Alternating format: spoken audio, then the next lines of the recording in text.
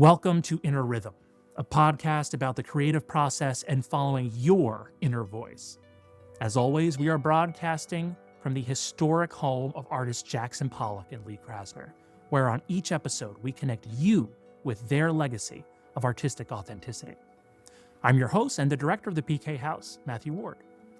On today's episode, we uncover the inner rhythm of electroacoustic harpist Emily Hopkins. Emily is a professional harpist and composer from Long Island, New York. She has earned a reputation as an avant-garde artist who mixes classical harp techniques with emerging music technology, including pedal effects, modular synth, and other forms of sound manipulation. Emily is a graduate of CUNY Hunter College's Muse Scholar Program, holding degrees in music performance and media studies. She was a member of the Metropolitan Youth Orchestra, where she performed in Carnegie Hall in 2009, and she was a member of MTA Music starting in 2012. Now, Emily works as a composer and performer for a wide range of media projects, including feature film soundtracks, video game scores, and her own YouTube channel, where she introduces the harp and sound design to a new generation.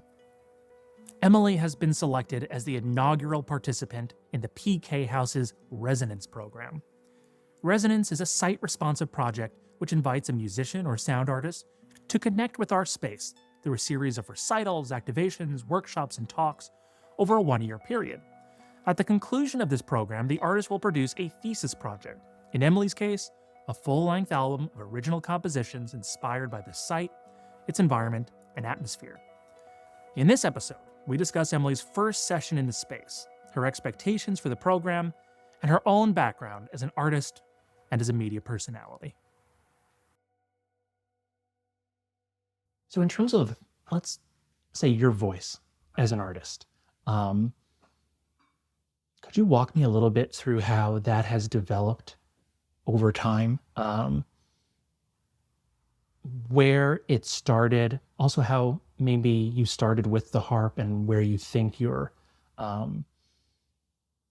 creative voice and your goals were at the beginning of that process and how you got to where you are now. Yeah, I started playing the harp when I was 8 years old after seeing Edmar Castaneda play, and I fell in love with the way he was playing harp. He was playing harp in a fast style. He was using his fingernails, and I had never seen, that was the first time I had ever seen a harp in my life.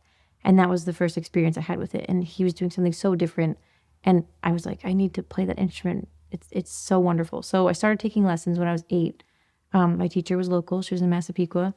And I went to music school and I graduated. And after you graduate music school, you kind of are like, well, what now? I have my degree, what do I do from here? And so for me, I did freelance weddings all around the island, all around Manhattan. And I did that for 10 years, actually. So I was all around freelancing. And I was doing primarily wedding gigs. And so for wedding gigs, I was making the songs my own. I was arranging them. Any couples who would request a pop song, I would make it my own kind of composition, bring my own style to it. But I didn't really feel that I was doing like true artist things. It was really hard for me to grapple with the fact that I was an artist. I went to music school, had done all the things, I got my degree, but I still was like, am I an artist? What am I doing to have that artist status? And I think I really came into my own when I got the electroacoustic harp in 2017.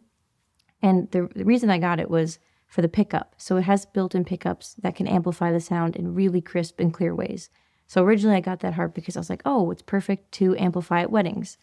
And it wasn't until I met my partner Russ and we bonded over pedal effects when I really started to find, I guess, my voice on the harp. Because when we met, I was not comfortable improvising at all. And that was what we had to do for the YouTube channel. I wanted to show original composition, just little snippets of what each pedal was doing to the sound as an educational resource. And I remember being so nervous in front of the camera, so nervous I just had no idea how to express what I wanted to express. And so I was playing snippets of other songs that I knew. And just over time, I felt really comfortable with the instrument. It was just time, honestly. Spending time with the instrument, getting to know what I liked, what I didn't like, to get comfortable improvising. So now my style is mostly based on improv, what I'm feeling in the moment, what the effects are doing to the composition, how I react to them. And our performances are very collaborative. So I react to the pedal effects, Russ reacts to what I'm playing, and it's it's really like a conversation that we're having. So I feel like my artist voice has developed on my own, but at the same time, it has also developed working with Russ too. Tell me a little bit more about that. Tell me about, in your words, what is Russ's role in the music that you make? And what does he bring to the music that you think is complementary to what you do, but also that is divergent and that is his own? Yeah. I mean, so while I'm playing, the reason we found our style was because when I play the harp, normally my feet are controlling the pedals on the harp to change the key signature. So it's very difficult for a harpist to use a pedal board normally because you're already using your feet to change key signatures. It would be harder to also manipulate a pedal board with your feet. So that's why we originally started it. But now he's such an important part of my artist expression that it just wouldn't be the same. I wouldn't find my style without him because it's very, very much, he knows my style and I know his style. So we kind of play off what each other is what the other person is doing. And it wouldn't be the same without him, very much so. And we decide what effects we want on the board. So we decide, I guess, like the parameters of what we're going to use. We're going to use, the plus pedal for sustained sounds. We're going to use avalanche run for some reverse sounds. So we know, we have a palette. We're both aware of what could happen. But he ultimately is the one who decides what happens when in the effects. But he knows what I like too. So it's a conversation and it's crucial to, I guess, my style. And so you set those parameters beforehand. And then within the preset parameters, there's spontaneity, there's improvisation, and there's a little bit of magic happening. Yeah. And you mentioned conversation. Do you feel that when you're playing with Russ, are you two individuals collaborating and going back and forth? Are you two musicians? Are you one musician? In terms of are you synthesized or are you separate but in sync? I like synthesized. I really do like that. The way I think of it, and this may be silly, but I think of it like an electrical connection, right? Like a cable. So my harp strings are on the harp. My hands are on them. It's a tangible thing. And the harp string goes, through the soundboard of the harp into the pickup. So it's connected to the pickup, which there's an instrument cable there. So the cable goes into the pedal board. And on that pedal board are buttons and all the knobs and controls. And Russ's hands are on that pedal board. So if you think of it in terms of a circuit, we're both connected to one larger piece. It's a small section that's part of a bigger thing. So that's how I like to think of it. And I like to think of it like when my hands are on the strings and his hands are on the pedal board, we're connected. We're synthesized, like you said. I really like that. That's beautiful. And I think maybe it would be a good time to bring Russ into this conversation. Yeah, I think that's perfect. And viewers will, when they watch the performance, they'll be able to see with their own eyes sort of what Russ is doing, because to those of us who are unfamiliar, it's a new concept, right? What he is doing musically and technically, but to help us understand better, let's add Russ to the conversation. Yeah. Hi, Russ. Hello. Welcome into the conversation. Thanks for having me. Yes. I just asked Emily a couple questions about her collaborative relationship with you when you're playing. I want to ask you some questions about the same subject. When Emily's playing, would you say that you are reacting to what she's doing? Can that dichotomy be made, or is she just as much reacting to what you're doing? How does that dynamic work? I think she's just as much reacting to what I'm doing. And I think we've been doing this together for over 5 years. And I think a certain amount of chemistry had developed where I'll have an understanding of where it typically might go. And I'll use that to kind of lean into certain things that I think might happen. And then she'll hear those things and maybe make adjustments or lean into it.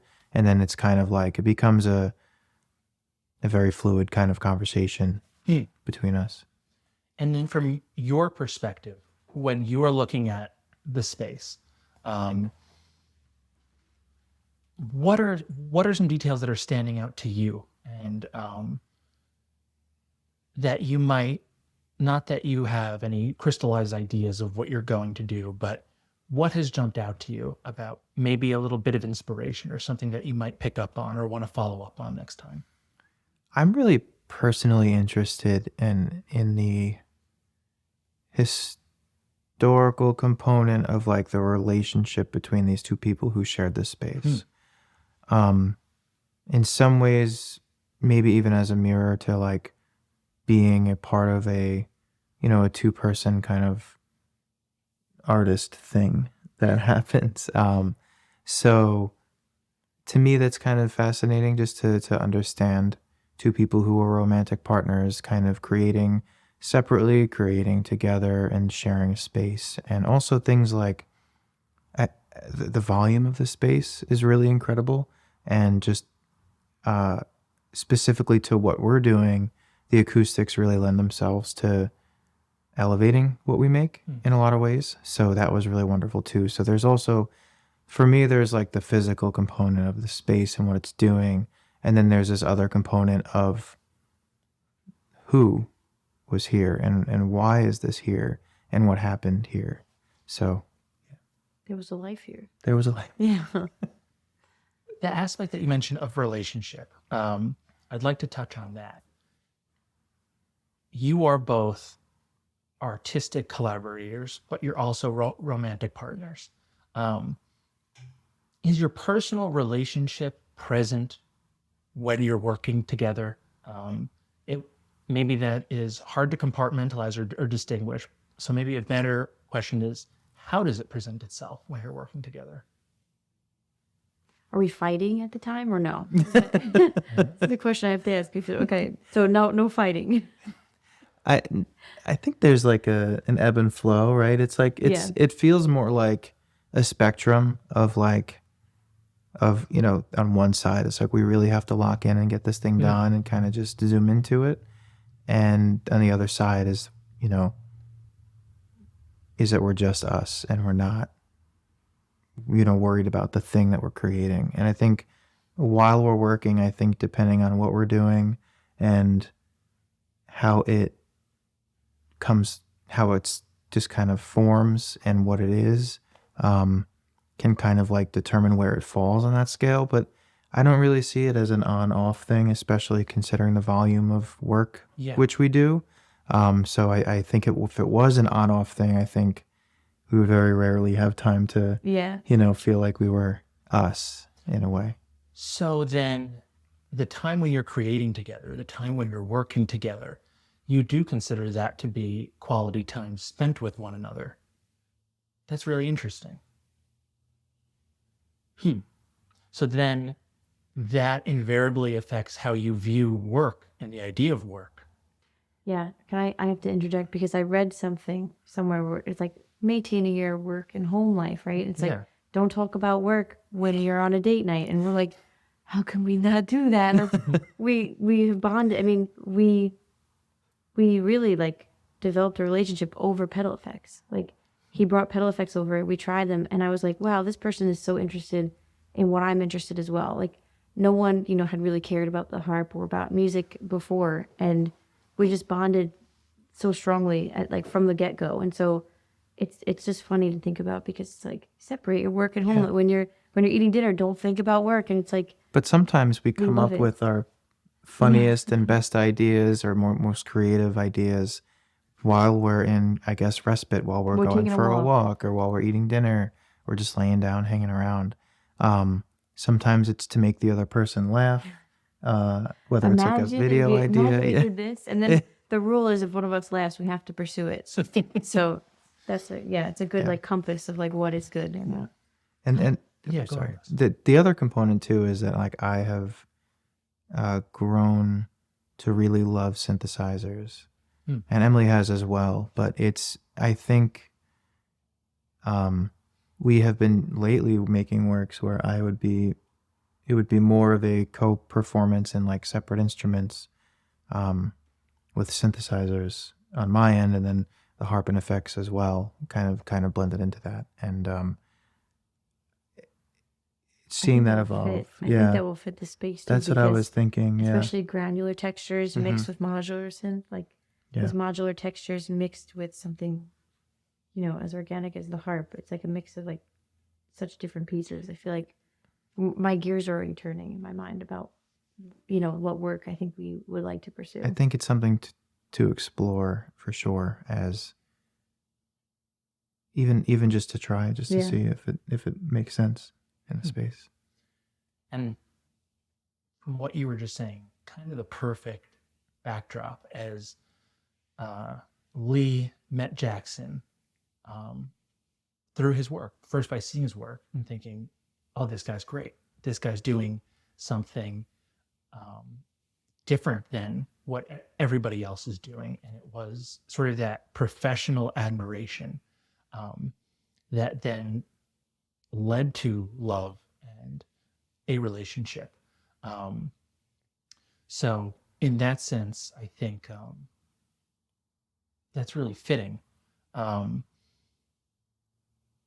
Earlier, we were talking about voice and how, Emily, you were pursuing, you were making a living with your music, which is an incredible thing, no matter how you can do it. And you were playing a lot of wedding gigs, but you said you didn't feel completely fulfilled in doing that. You didn't feel like you were expressing your fullest self. And Russ, I know that you recently also transitioned full-time into pursuing your passion. And congratulations on doing that. Thank you. I think that any creative and any aspiring artist would dream of those circumstances when they could put themselves fully into doing what they love and doing it in a way where they feel aligned, proud, and fulfilled. How on earth does somebody get to do that? If you could tell us more specifically how you're able to do that. Yeah, I think, well, we always say that, okay, let me think about this because this is a really good question. For a long time, I had trouble figuring out where I was going to go in life. Like I said before, once I graduated music school, it was hard for me to know, well, what is the path I'm going to take? Because most professional harpists, in my mind at least, go into a path of either teaching lessons, being a harp instructor, or, playing in an orchestra professionally. And those were two paths I knew I didn't really want to go down. And I feel like it's important, even more important than knowing what you want to do, knowing what you don't want to do will help you find the path that you're on. Because I was, I didn't know where I was going to go for a while. And it was scary because I was like, I know I don't want to teach. I know I don't want to play professionally in an orchestra. But what is it that I want to do? And pedal effects weren't in my life yet. So I was it felt like I was like waiting, for something. I was still doing wedding gigs. I was still playing and performing and working on my performance skills. So my skills were improving just in general, but I knew that like something was off. Like I didn't want to be doing that professionally. And yeah, I think what's the quote we always say? Follow your bliss. Follow your bliss. Yeah. We have, I mean, I think that happened for both of us. Like, yeah. You didn't know that you wanted to do this. No. I mean, having a YouTube channel, being media people, we never planned that. I never thought I'm going to be a YouTuber with the harp and with music tech. I didn't, plan that out, or didn't even think that was a possibility. And what's great about being a person on the internet like that is I can be an educator. I can teach. I can do the things that I want to do that I didn't think fit into the harp world. Like I really value humor. I really value, all these things that for me didn't traditionally fit into the picture of what a harpist was, like especially a professional harpist. So I knew what I didn't want to do. I didn't know what I did want to do, but eventually we found the path. I discovered the path. It was just by like happenstance. Like, I bought the harp, the electroacoustic harp for weddings. If I hadn't done weddings, it wouldn't have led me to getting that harp, which led me to, how did it happen actually? I don't know. You were working on an album. Yeah, we had met. I was recording a record, and I had met Emily through a mutual friend prior to that, and then just just by working together and I know how it happened. Okay, now I have an answer to this question. So I played keyboard in a funk band for a while instead of going to grad school. So if I had not made that decision of playing keyboard in a funk band, our mutual friend of was going- in that. I was introduced to Russ because the bassist in my band knew him.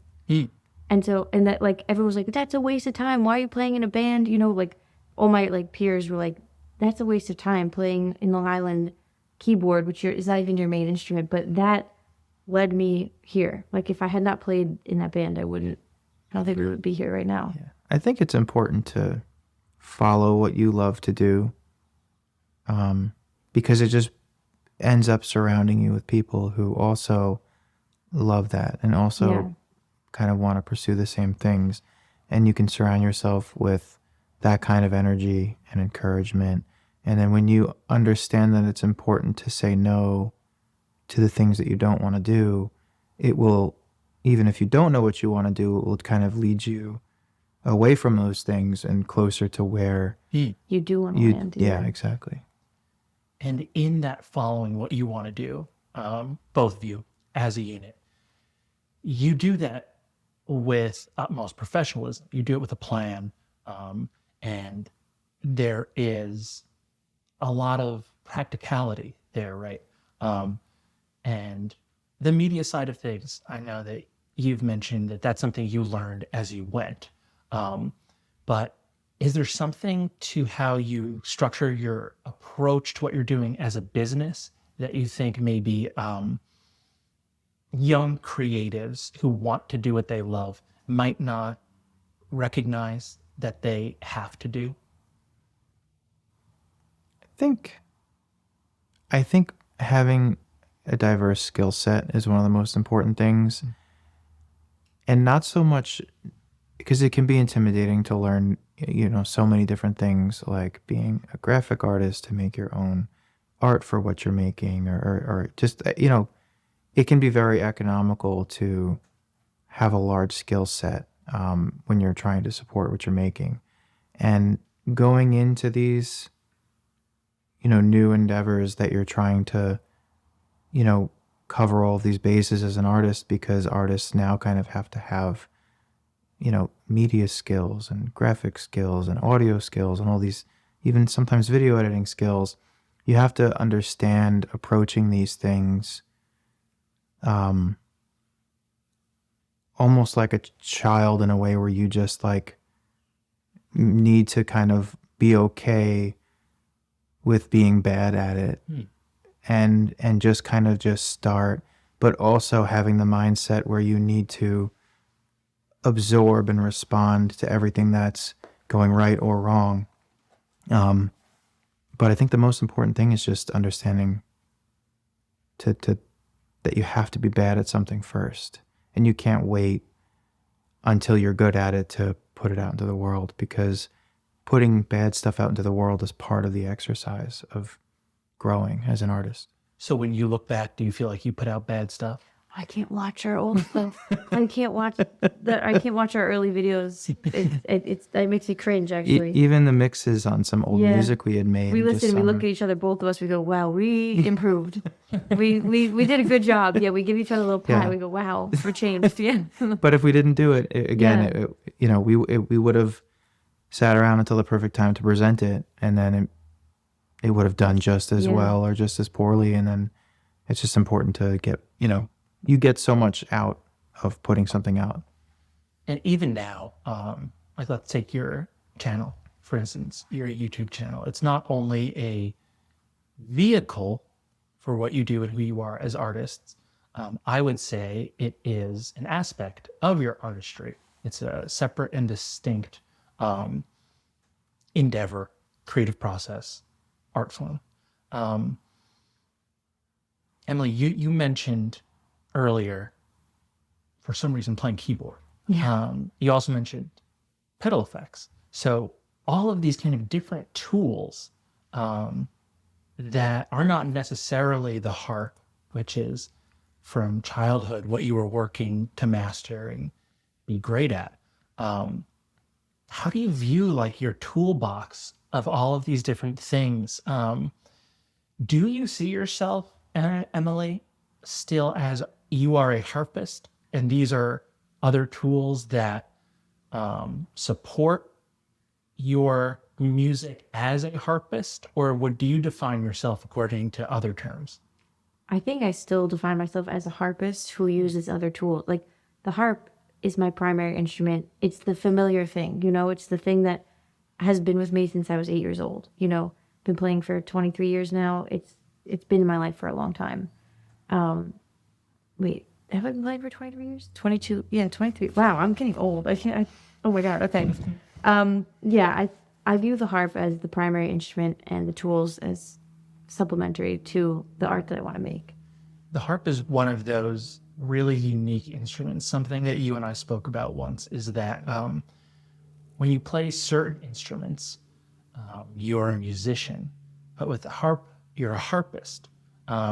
Is that something that you have had to combat, or is that something that you embrace? How do you view that kind of when you play something that you need?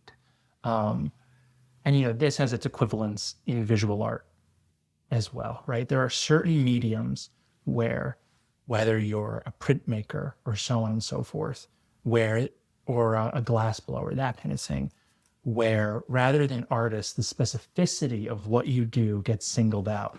How do you react to that? How do you work through that? Yeah, I think it kind of fuels my desire to connect with people, because playing the harp and being a harpist can kind of feel isolating. It feels like I didn't want to feel different from everyone else. When I roll in the big giant pedal harp, everyone looks at me, they're like, oh, wow, it's a beautiful instrument. And I understand that reaction because it is such a beautiful instrument, but it makes me feel like I also share the same view. I'm like, this is a gorgeous instrument. It sounds beautiful. I'm really excited about it. But I want that to be a connection point with other people and not like wow, look how different this is, because it is. I mean, I tell everyone the harp is kind of just like a piano flipped on the side. And piano was my first instrument. So I really want to use the harp to connect with people instead of to draw them away or to feel like I could never do that. I could never be a harpist. Like there's something about the instrument that already has like this association with like, grandeur, like just like a I don't know, like something other than, because the harp is, a lot of people don't even think about the harp. Some people have not seen a harp in their life. And so instead of using that as like, look how different I am, I want to be like, look how similar I am. And like kind of get the stereotype away from what the harp is, like what people think of a harpist. They think purely classical music, or they have certain preconceived notions of what that is, what the instrument sounds like, what it plays. And I just kind of want to work to kind of challenge that notion of like what you think of a harpist. And when you started that comment, you mentioned connecting with people. And through your music, both of you, and through your channel, even your videos that might not have music in it, I think that people are so drawn to you because of the feeling of connection.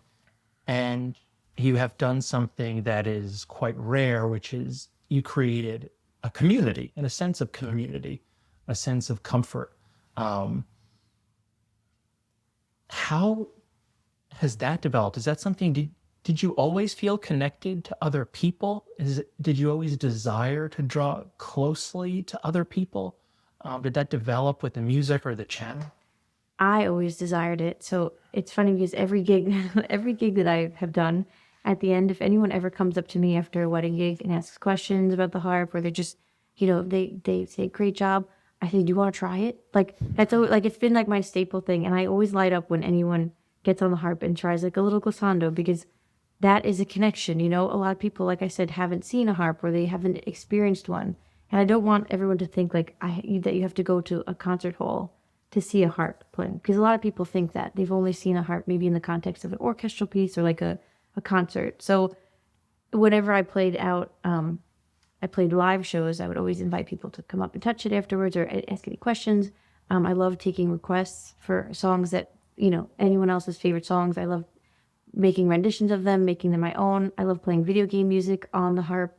So that's a sense of familiarity. I like, I kind of like locking into people's nostalgic feelings and kind of saying like, oh wow, I didn't expect to hear that on harp, or playing songs that they love at a cocktail hour.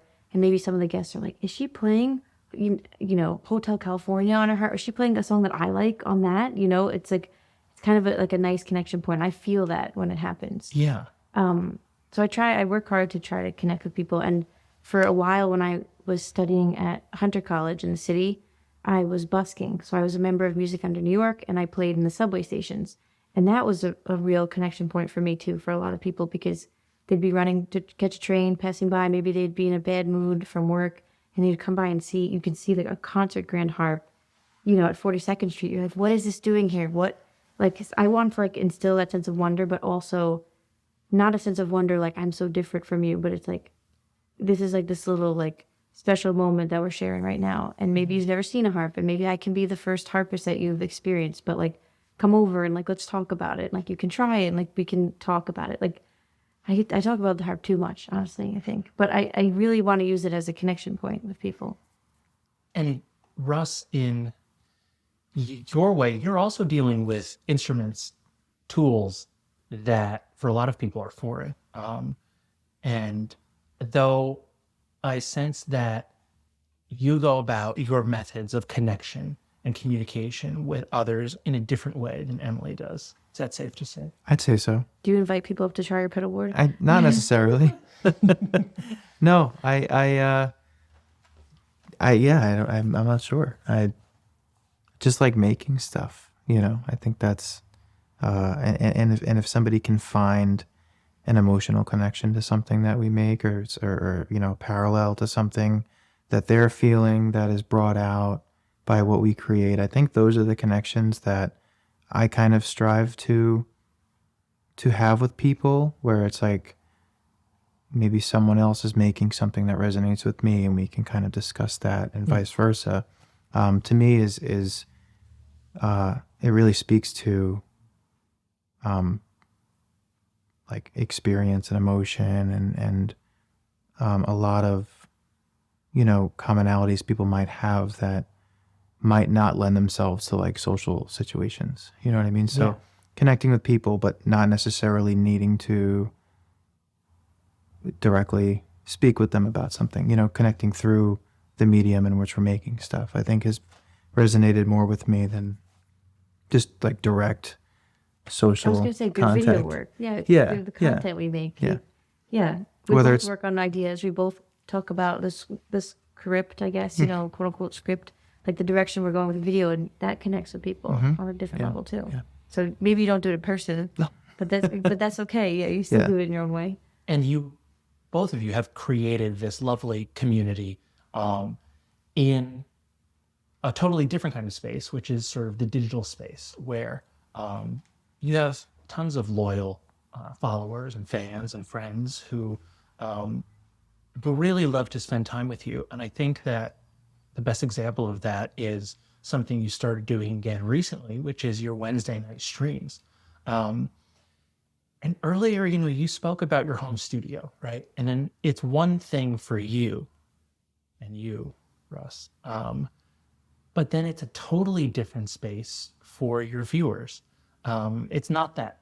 It doesn't mean the same thing to them. It doesn't look the same way to them. And I know some of that is, the work you do to produce your videos. But that room, that studio as a space for others, what do you hope people to get out of your videos, and more specifically those streams where you invite everybody in to have this synchronous experience with you? Yeah, I really want them to feel like they're in the room with us. I really want them to feel like we're just hanging out. I'm working so hard to break the stereotypes surrounding the harp and surrounding harpists as a thing that people think about. And I feel like they're not used to seeing like harpists just hanging out, just chatting, like we talk about all kinds of random stuff. And I feel like we strive to make the community heard and make it like a close-knit thing, because we react to comments. We don't, the chat goes by and we're responding to comments that viewers are making, and we don't just ignore them. We're not just performing, we're interacting with them. And I think that's really important, because it shows, first of all, that there are two people behind the YouTube channel. There are two people behind the screen.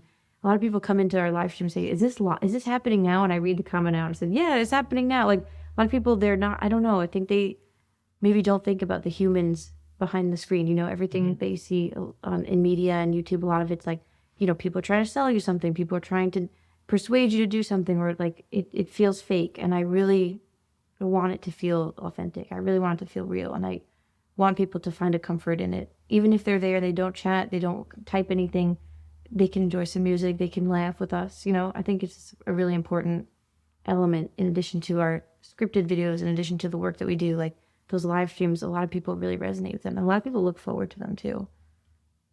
Yeah. Myself included. Thank you. Yeah. For that audience that loves you and cares about you and enjoys you guys, thinking about them, do you hope that through this experience, do you hope that they see a different side of you? I do, yeah. I hope they see it, not a more serious version of me, but the side of me that can efficiently express something new, if that makes sense. Like, it's very easy for me to be myself, who's like kind of a silly person, kind of just like laid back. That comes naturally to me, but I've kind of always struggled to express my artistry, actually, and they're not different. It's a part of me. Like, I think that you can also be a serious artist and be, a YouTuber, an influencer, which people think, oh no, that's something separate.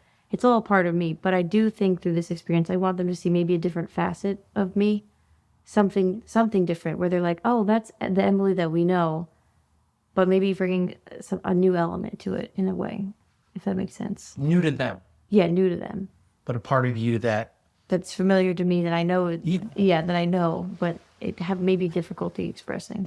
And it's funny, we come back to this word familiarity a lot. And I think that there is such kind of undervalued strength in the familiar, in sort of the warmth of what we know, rather than the excitement or the anticipation of what we don't yet know.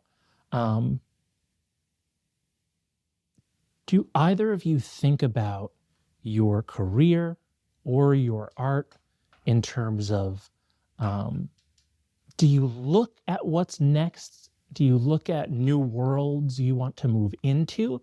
Or is that much too linear of a description?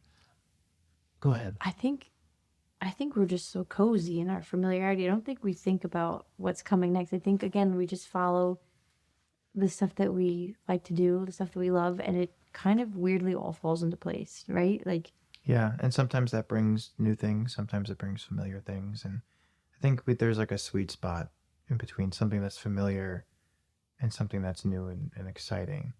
And I think using that familiarity and bringing it into new worlds just makes more stuff feel familiar to you, and just kind of adds to that collection of things that you're comfortable with. So I think it's important to bring that everywhere, in everything you make. We spoke about your usage of pedal effects in your music, and how you use innovative technology to create new sounds and create an expression that is authentic for you and true to your artistry. Pollock-Krasner did the same thing themselves, right? As sort of the representatives of the first truly American art movement on a world scale, abstract expressionism, they were taking a traditional medium like painting, oil painting, what's more entrenched and art historically traditional than that, and they were treating that medium in innovative ways. So taking the established, taking the traditional, like you with the harp, a very traditional orchestral instrument, but treating it in a new way. Sometimes that is, you're breaking new ground. It's avant-garde in a lot of ways, but Pollock, for example, he had detractors who did not see it as groundbreaking or avant-garde or especially good. The critic Robert Coates, for example, once derided a number of Pollock's works as mere unorganized explosions of random energy and therefore meaningless. Now, over time, that has not remained the predominant opinion, though you do always hear comments like, oh, I could do that, or, Pollock's work as truly avant-garde still feels new, so I still think it's still uncomfortable in ways for people. Have you received any blowback about using new technology, pedal effects, with your instrument in your music? Oh yeah. Oh yeah. I get comments all the time, and still to this day, you're ruining the sound of the harp. That's not what a harp should sound like. You're making it sound terrible. All this negativity coming in. People don't like what we're doing to the instrument. They don't like that we're challenging their notion of what they think it is, and that's always uncomfortable with anything. Anyone who challenges your view on something, I get it. It can be uncomfortable, but you mentioned that you said that I completely lost my train of thought. Hold on, you're gonna edit this. Because I have a thread here. You said that some people were saying, "Oh, I could do that." They look at a piece of art and they go, "I could do that." Mhm. It's funny because I kind of want that reaction when people experience my work. Mm. Like I want to. That's why I'm very upfront about the technology I'm using, the pedal effects that I'm mixing with the harp. I had never found a resource like that beforehand, and I was always curious, how could I, use music technology with an instrument such as the harp? And there was never any, information. There's not a lot of information out on the internet about how you can mix harp with technology. And so our channel, like, I want to show people that you can do that. Again, the familiarity. I want them to connect with it and say, "Oh, I could do that."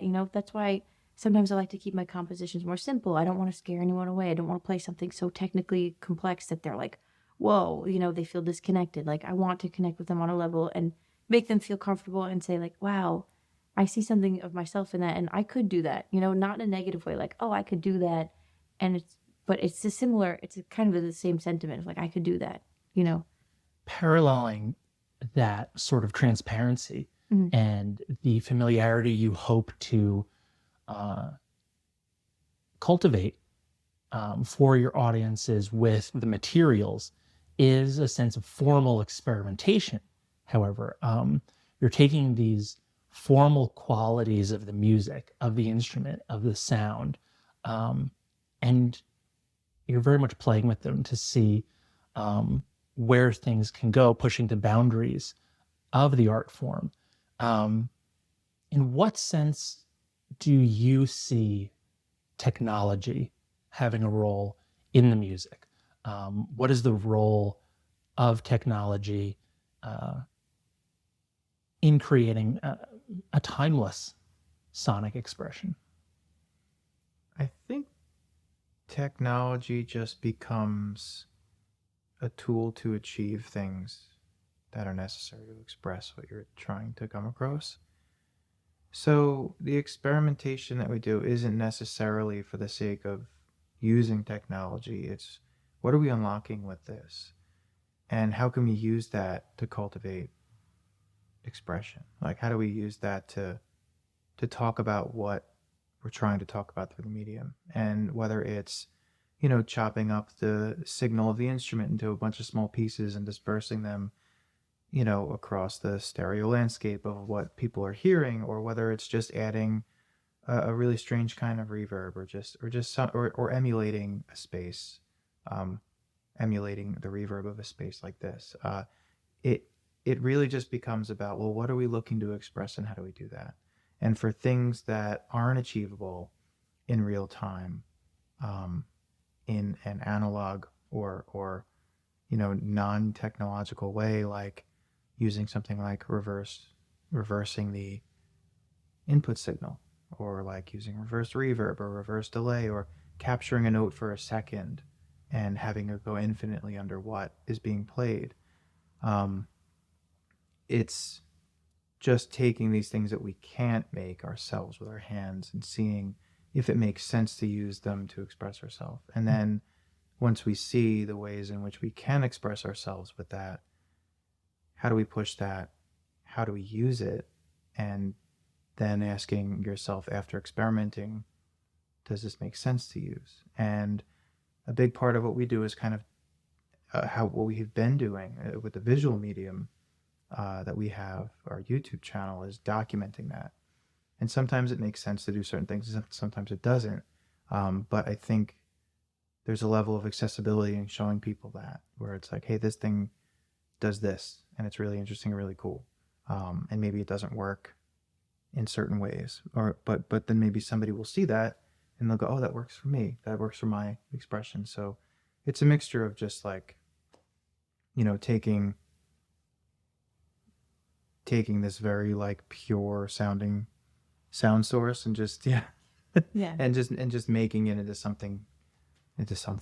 Personally, I'm really excited to see what you guys do here that is both familiar and new. Yeah, So, me too. Thank you for joining us on this journey. Thank you so much for having us. Yeah, thank you.